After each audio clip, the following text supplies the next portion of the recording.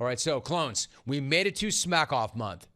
The main event is in 31 days. And believe me, those 31 days are going to fly by. So if you want in, you better get in, like right now, like today. Start right now. We're already to hour number 3 today. Smack season really picks up starting right now. But before we get into the player profiles and the rest of our Smack Off 30 preview, I just want to reset the whole thing for you because it's been quite a while since our last Smack Off, and a lot has changed around here. And there are a lot of new clones. There are a lot of fresh faces in the jungle, which is a good thing. I love that. But not everybody is aware of the history of the Smack Off or exactly how this whole thing works, which is fine. So here's how it all works. It's an invite-only event. You can secure an invite by way of a golden ticket. And you can snag a golden ticket in just one call if that call is good enough. It's been done before. So it's always worth shooting your shot. You might think, I can't hang, I'm not good enough. One call is not going to get me there. Honestly, probably not, but it might. It has. If you're the right person, it could happen. Invite only, best call wins. Pretty simple, right? The best call gets 5 GER plus. And I'm going to reset that plus in a minute in case you missed it. The best call also gets the distinction of winning the historic 30th Smack Off, a full 3 decades after the event first debuted way back in 1995. That's right, 30 years of the Smack Off. It was born in 95. That's when we came up with the idea of getting the very best callers in the jungle all on the same day to compete for the king or queen of Smack. The other 30 plus or 300 plus days out of the year, I mean, essentially, I carry the show. It's a host-driven show. On this day, the callers carry the show. I sit back and I listen and I judge and I rank and I rate. But just the best callers. You can't just call up that day and say, I want that. I want $5,000. I want to be a part of this thing. I want to be a part of the most important day in the jungle. You can't just decide you want to do that. You have to play your way in. You have to earn your way in. You have to be invited. So take 1995. The best caller on that day, famously, was JT the Brick. JT the Brick won the inaugural Smack Off. He ripped that strap and with this call, and he parlayed it into what has become a very, very successful radio career. Van Smack, what an honor to be a part of the first annual Great American Smack Off. The greatest city, the deepest tradition, and the best smack comes from New York and the bricks. When the earthquake hit, I didn't pick up the fish wrap to read about the damage. I looked to the box scores to see if the Knicks pulled out another gutty win. I have a passion to see Cal Ripken rupture a kidney this season than to see him break my beloved Lou Gehrig's record. Today is a celebration of smack. I compare my experience to when I pledged my fraternity back in college. For the first few months, I was a punk who had to wait on hold and pick and choose my spots to smack. Now I feel like the pledge master who gets to spank the new plebes on the butt while they say, thank you, JT the Brick. Can I please have another? So that call right there, 1995, that changed the course of JT's life. Ask him. He has said as much. That's not my take. He will be the first to tell you that. It's why I've called myself the Idol Maker. And you might be next.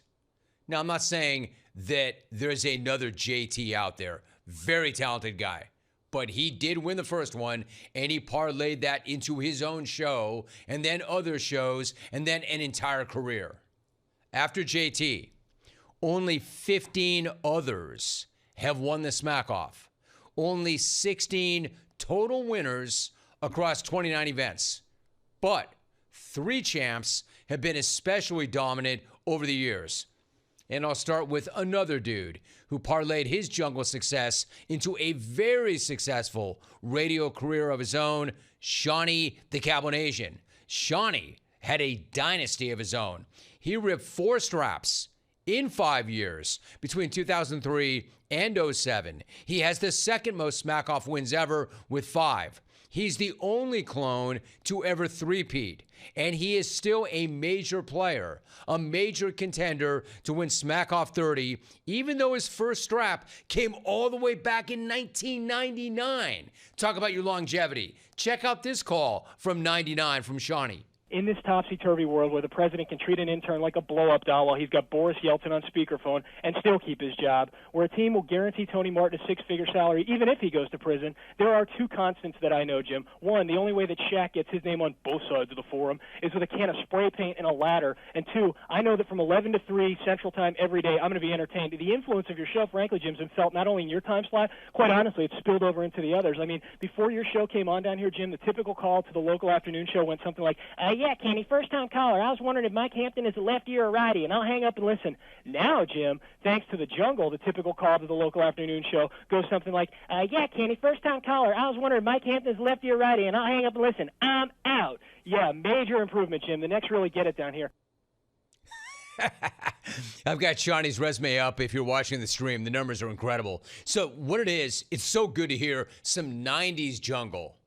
But not all the heavy hitters go back that far. In fact, the biggest smack-off rivalry of the past decade involves one dude who only started calling the smack-off in 2014, and another dude who is now considered the GOAT. First, let me start with Lef in Laguna.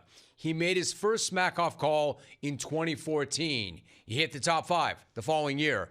Then he ran off back-to-back straps to suddenly become one of the single most prolific smack-off callers ever. Here is a clip from Lef's last smack-off win. It was in 2020 when he took a run at the Cabonian's wedding. Shaunie, so not a good look when the bridal party arrives on a cattle trailer and the audience starts bidding during the maid of honor speech.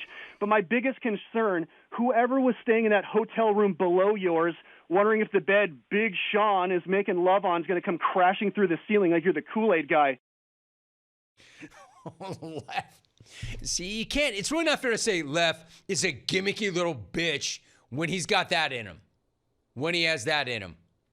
Now, I do like that version of you, Lef, a lot better than that version of you eating dog crap, allegedly. Even if we all know that you didn't actually eat that dog crap. Actually. Now, I know what the GOAT would say about that little stunt. I know Brad in Corona would call that dog turd stunt just another gimmick from the gimmicky little bitch. That's what Brad calls his arch rival, and Brad has the right to do whatever the hell Brad wants because Brad has 6 straps. 6 smack-off straps. That is the most of all time. The best to ever do it. He might have had a 7th, if his phone connection did not screw him over at Smack-Off 29. Brad's Smack-Off calls are so good that they're even memorable when he doesn't win. Like Alvin picked this clip to play back today, even though Brad came in 4th in Smack-Off 28. Hey, let me be the first to congratulate Mark in Hollywood for bouncing back after a pretty rough start to 2022. Jim, not a lot of people know this, but Mark was fired from his job as an Uber Eats driver for something they call skimming. You and I know it as eating other people's French fries, Jim. Anyway, he bounced back tremendously from that, and he's averaged 1 acting job a day since the day he was fired. Yeah, Mark will be getting into character later today and every day from here on out when he pretends to be whatever name they just shouted out at the Panera online order pickup. I think that's probably going to do it for me, Jimmy. As you know, it's Pride Month, and want to let you know I'm as woke as the next guy. I'd like to finish my phone call here by warring Ray Craig, letting us know that he is a hobo-sexual, and that just means he prefers wrestling with a homeless chick on the most drugs with the largest tent. Out. And that was on one of the days where he didn't win. But that is the standard. That's not even his fastball. That's not even the GOAT's fastball. That is the GOAT playing with his food. And it's still straight fire. And it's still on a higher level than everybody else. That's your target. That's the quality you have to aim for if you're trying to win the smack off, much less this smack off. And once again, there is a wrinkle this year. We have never done this before. I have no idea how this is going to go. Wrinkle being the stream and the potential for you to zoom in and do a visual smack off call. Challenging enough to get through an audio call. It takes a different sort of level up, a different sort of breed to actually visually come in and get that thing done. Totally up to the contestants to do what they think is going to put them into the best position to win. We're going to grade this thing the same exact way. We are not grading it on a curve. We are not grading it on degree of difficulty. You don't get more points if you zoom in. Best content wins. Best call, be it visual or be it audio, wins. Period. However, there is potential. Now it's three-dimensional. We haven't seen this before.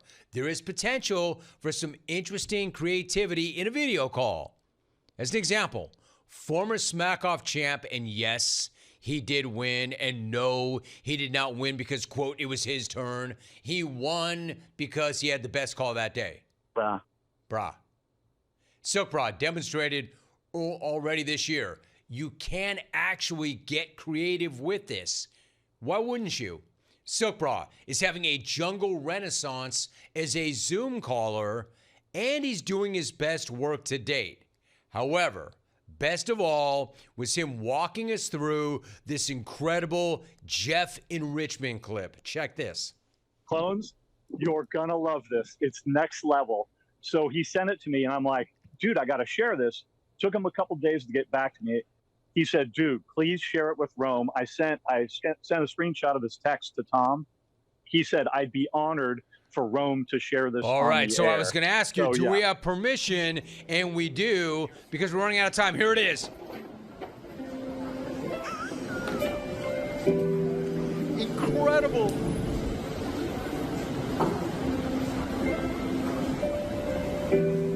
Dude, he's playing the piano, keyboards.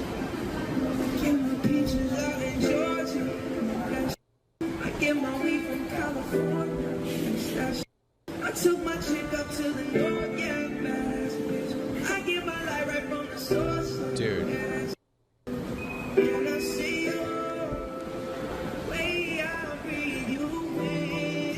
Look at Jeff and Richmond's next of kin.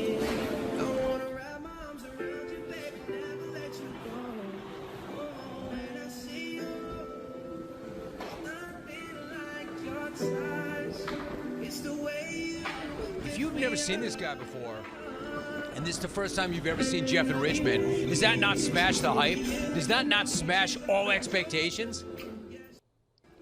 Dude, it's unbelievable. Incredible. Two champs right there. Two legends on one single Zoom. Love to see it.